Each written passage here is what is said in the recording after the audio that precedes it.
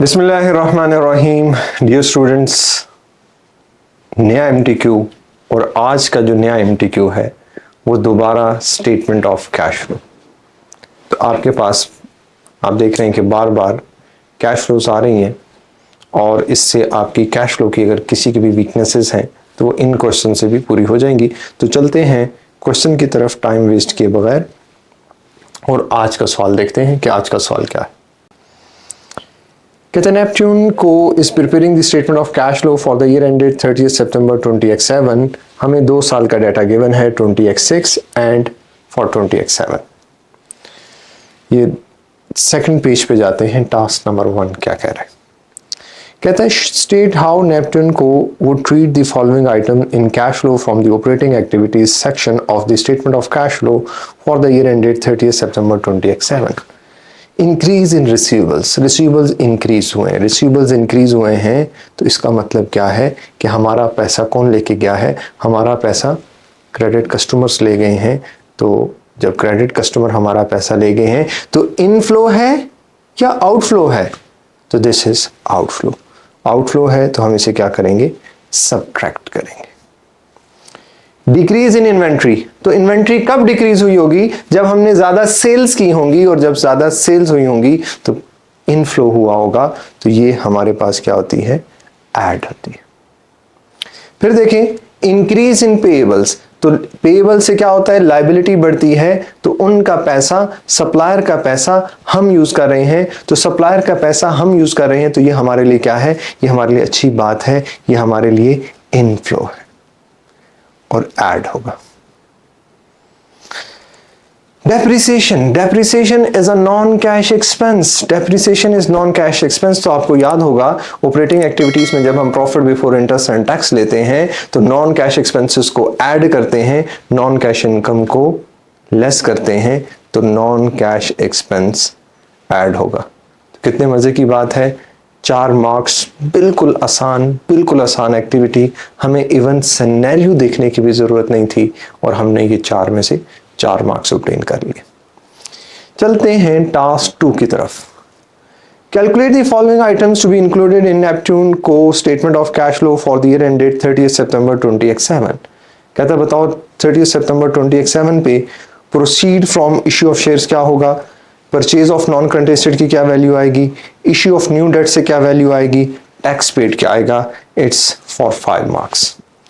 तो proceed from shares, तो मैंने आपसे कहा था शेयर कैपिटल का डिफरेंस प्लस शेयर प्रीमियम का डिफरेंस। तो चलते हैं, यहां पे इक्विटी है, शेयर कैपिटल है, प्रीमियम है ही नहीं। तो 60 से कितना हो गया? 70। तो कितने का इंक्रीज आया है? 10,000। Purchase of non current asset, तो purchase of non current asset अभी देख लेते हैं। Purchase of non current asset कैसे निकलेगा? ये हमारे पास opening non current asset, carrying value, closing.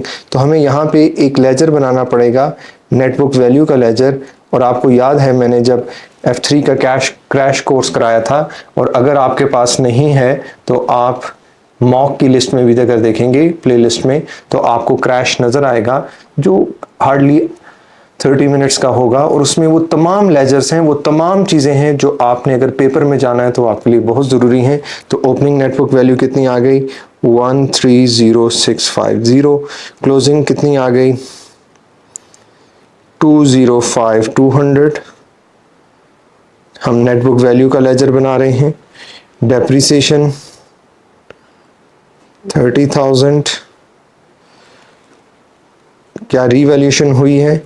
Yes, 10,000 की रीवैल्यूएशन हुई है। रीवैल्यूएशन डेबिट पे आ सकती थी, क्रेडिट पे भी आ सकती थी अगर डिक्रीज होता।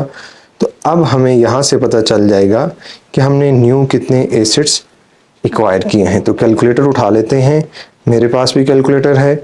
235,200, 235,200 क्रेडिट साइड का टोटल बैलेंस है, माइनस 14650, इट्स 94,550। तो देखा, मैंने आपसे कहा था कि नेटबुक वैल्यू का लेजर बहुत ज़रूरी है कैश फ्लो में भी, और यही सवाल वो 2 मार्क्स के लिए सेपरेट भी आपको देता रहता है। Issue of new debts, new debt से कोई पैसा आ रहा है देखते हैं न्यू डेट्स किधर हैं। ये देखें, पहले हमारे पास कितने लोन से 48,500, अब लोन कितने हो गए हैं 60,000। There is an increase, how much increase, increase of 11,500, 11,500। Last one is tax paid. Tax paid कैसे फाइंड करेंगे? अगेन थोड़ी देर पहले भी पिछले क्वेश्चन में भी हमने कहा टैक्स पेएबल का लेजर भी मस्ट होता है। ओपनिंग टैक्स पेएबल कहां से पता चलेगा? ये देखें 11,130, closing 12,950, opening payable, closing payable. Profit and loss में जो हमारा टैक्स है, टैक्स एक्सपेंस है वो 13,500 है। This balancing figure is cash paid. Again अगर लेजर नहीं आता तो आपको क्या करना है, आपको बड़े बखूबी पता है। तो तब तक मैं लेजर को बैलेंस करता हूं, आप जाके वीडियो देख के वापस आ सकते हैं और आपको बैलेंस मिल जाएगा उसके बाद 37,580।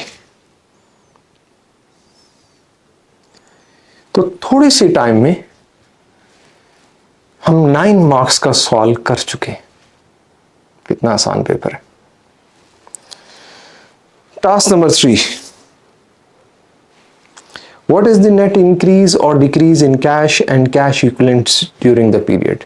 What is the increase or decrease? तो चलते हैं इंक्रीज डिक्रीज पे बात कर लेते हैं। अब देखें हमारे पास ओपनिंग कैश ये है और याद रखो बैंक ओवरड्राफ्ट भी है, तो इसे हम नेट कर लेते हैं।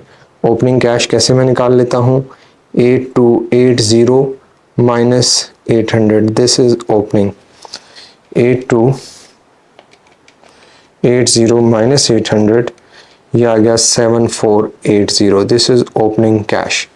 And what is the closing cash, 3570 minus overdraft, net कितना आ गया हमारे पास? नेट आ गया 2470, ओपनिंग एंड क्लोजिंग। तो हमारा कैश डिक्रीज हो रहा है, कितने से डिक्रीज हो रहा है?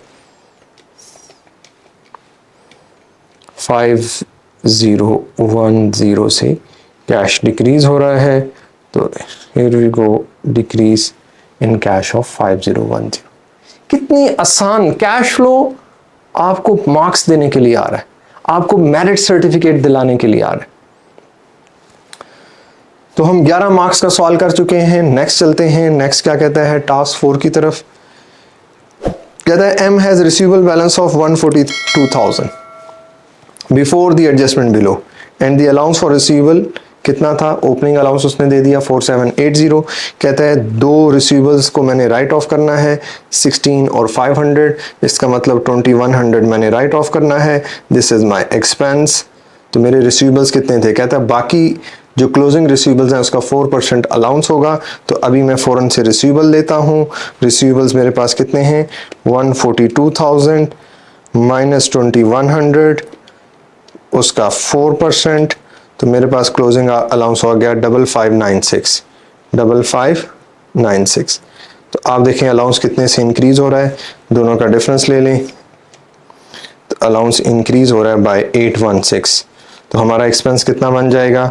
हमारा एक्सपेंस बन जाएगा 816 प्लस 2100, तो ये आ जाएगा 2916। तो ये 2 मार्क्स उसने हमसे किससे पूछे? रिसीवेबल से पूछे। तो 13 मार्क्स का क्वेश्चन हो चुका है। Last 2 marks.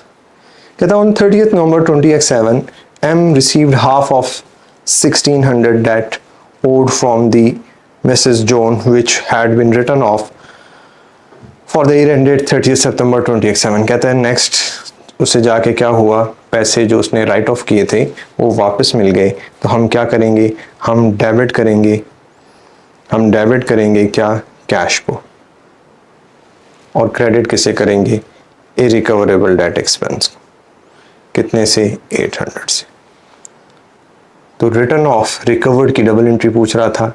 तो ये सवाल इजीएस्ट सवाल था। अगर आपके पास इस तरह का सवाल आ जाए तो आपको पता है कि कितनी आसानी से आप इसको अब अटेम्प्ट कर सकते हैं। तो आपने ये दूसरे से तीसरा सवाल देख चुके हैं जो स्टेटमेंट ऑफ कैश फ्लो से था। उम्मीद है कि इस सवाल के बाद आपकी कैश फ्लो और ज़्यादा स्ट्रांग होगी। तो इंशाल्लाह नेक्स्ट वीडियो में दोबारा मिलते हैं। तब तक के लिए अल्लाह हाफिज़।